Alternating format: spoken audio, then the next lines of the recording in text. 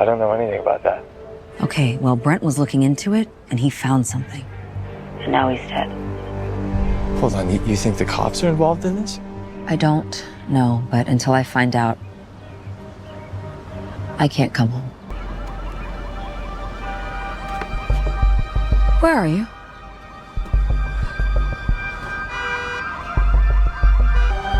Don't chase me. Don't run. If I Run starts off like many Lifetime thrillers we've seen before, but trust me, it does not end that way. Instead, this movie takes a sharp turn, leaving a lot of viewers stunned, questioning, and honestly a little confused. So today we're breaking it all down, the story, the twists, and most importantly, that ending everyone's talking about. Because If I Run might just be the start of something bigger than it first appears. Before we dive in, please hit that like button and subscribe to the channel.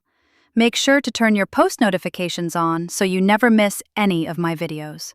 If you're anything like me and live for Lifetime thrillers, then this new Lifetime movie, If I Run starring Kat Graham, is exactly the kind of escape you've been waiting for. From the very first frame, it doesn't just start, it grabs you. You're pulled straight into the danger, and the movie never lets go.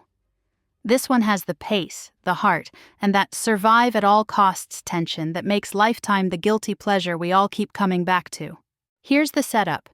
Kat Graham plays Casey Cox, a woman who discovers her best friend's body, only to be framed for the crime. That's classic Lifetime. An ordinary person thrown into extraordinary chaos. But what makes this different is Kat's performance. She shows panic and strength at the same time. She's vulnerable, but she's also smart. You believe every step she takes, every decision she makes, because you can see the fear and determination in her eyes.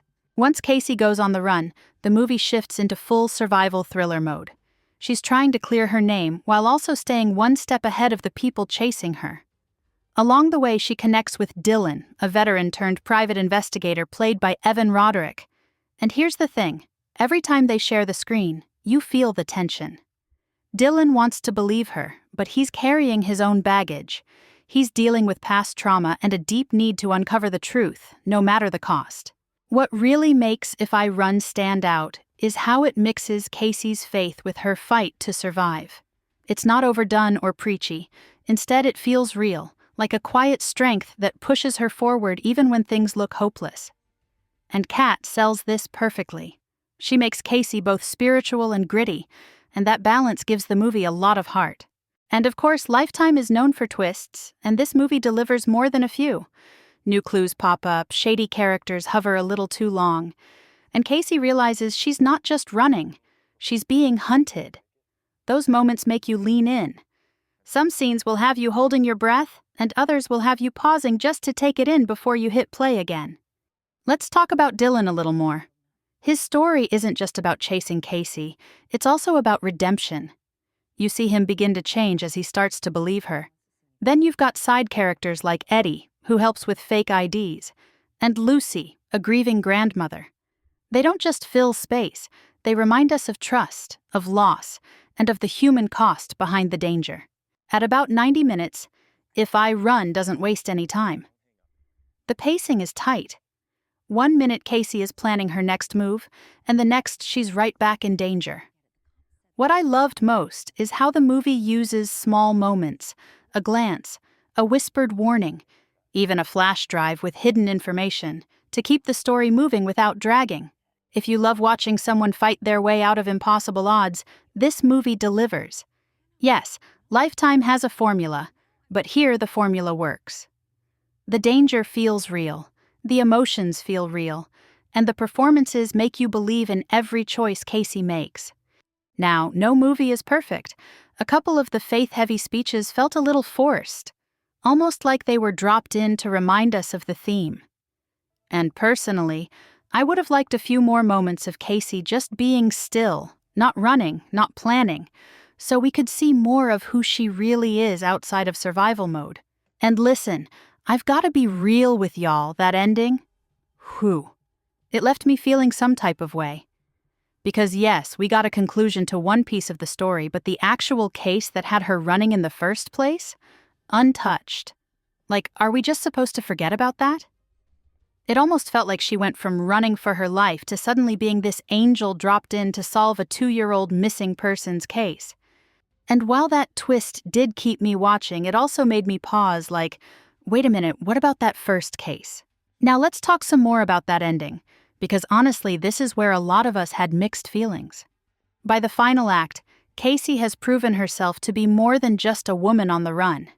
Yes, she's still being hunted because of what she's accused of, but instead of hiding in fear, she steps up and helps bring closure to a family dealing with a 2-year disappearance. That's a huge shift in how we see her. She's not just surviving, she's actively seeking justice. But here's the twist. The original case that forced her to run in the first place? Still unresolved. That storyline doesn't close. The movie ends almost like a passing of the torch. Casey's escape turns into Casey's mission. It's almost symbolic. She's running not just from danger, but toward a higher purpose. So was the ending disappointing? In a way, yes. It left me hanging. But at the same time, it did exactly what it was supposed to do. Make me want to see what happens next. Because if you're anything like me, you can't just stop here. You need those answers. So what does that ending actually mean? It means Casey isn't just the girl on the run. She's being shaped into a fighter, someone who, while trying to clear her own name, can't help but fight for others too. It also means that the people chasing her aren't done and their reach is bigger than we've seen so far. And if you read between the lines, the ending basically promises that Casey's story isn't just about escaping danger. It's about exposing a deeper corruption that's going to take more than one movie to unravel. It seems that this is just the first installment of a 3-part series. So, while the ending didn't wrap everything up neatly, it does leave the door wide open for what's coming next. And if you know Lifetime, you know they love to drag us through suspense and then keep us hanging just enough to make sure we're coming back for part 2. They must be saving the bigger reveals, like who really framed her, what other evidence is missing, and who unalived her father and her best friend. And that's where we'll leave it with If I Run.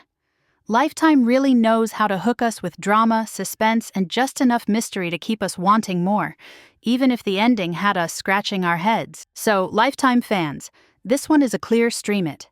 And now I want you to watch it. Come back and answer this. Did Kat Graham's performance pull you in? Was it the faith thread that stuck with you? Or was it the twists that had you leaning forward on your couch? Drop your thoughts in the comments below. If you enjoyed this breakdown, make sure you subscribe so you don't miss my next Lifetime review. And if you want to go even deeper with the Watch Fix family, check out my channel memberships and join the Watch Fix fam. Don't forget to like, subscribe, and turn your post notifications on so you get notified when I post new videos. Thanks for watching, and I'll see you in the next video.